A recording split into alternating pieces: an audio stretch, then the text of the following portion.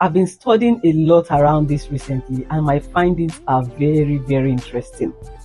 I've also found myself helping a lot of leaders in workplaces master this art. Let's talk about diplomacy and strategic communication. What is it I want you to know about it in this video? Simple. How many times have you heard yourself say, I say it as it is. I say the truth as it is.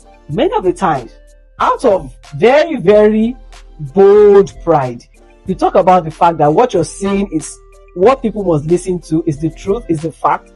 And so it had to be let out exactly the way you want it. Should I tell you the truth? That is just very elementary. You must move from saying what you want to say to learning saying what you ought to say. There's a world of difference between the two. While saying what you want to say, the way you want to say it, could raise down an entire edifice in a matter of minutes. Learning to say what you ought to say could save a lifetime, could perpetuate your leadership, could give you that privilege that a lot of people would naturally lose. So what are a few things that you need to know about this? Because these things happen every day. You see people throw words only to find out that they cannot be put together. Remember that saying about what you say is an egg. Once you smash it on the floor, you've let it out and it breaks, you cannot piece them together again. Or what for all the need to recount or sometimes to apologize profusely for things you could have avoided saying. People who are going places do not say everything that comes to their mind to say. They sieve and they refine before they release it, because they know that their words are their creations. Whatever you create, you nurse. And when you nurse it, it becomes your child to keep for life. So here is what I'm saying. Learn to be diplomatic. And I know many of you will say, oh, diplomacy is all about, is what bootlickers do, is what people who just want to massage the ego. Let's say it as it is. I understand your point. I see the energy burst.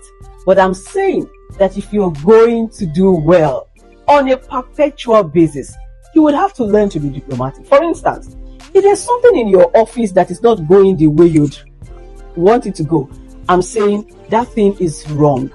Maybe the leader in charge is getting things wrong. I will tell you that when you rise up to talk about that thing, maybe at an open forum in the office, maybe a meeting, you should always begin by first mentioning the good things that the system has already done. That's diplomacy 101.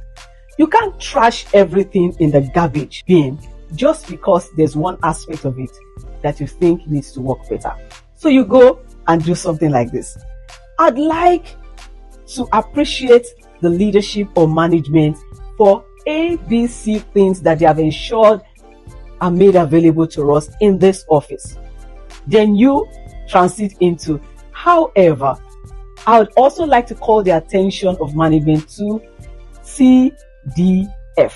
That way, people are able to take what you're saying without misconstruing it for a kind of criticism that should be pushed back in your face. Your intention ultimately should be to get results, not just to spew out words.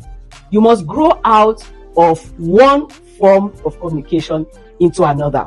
And putting diplomacy behind your communication makes it strategic.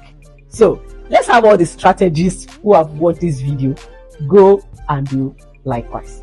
Thank you.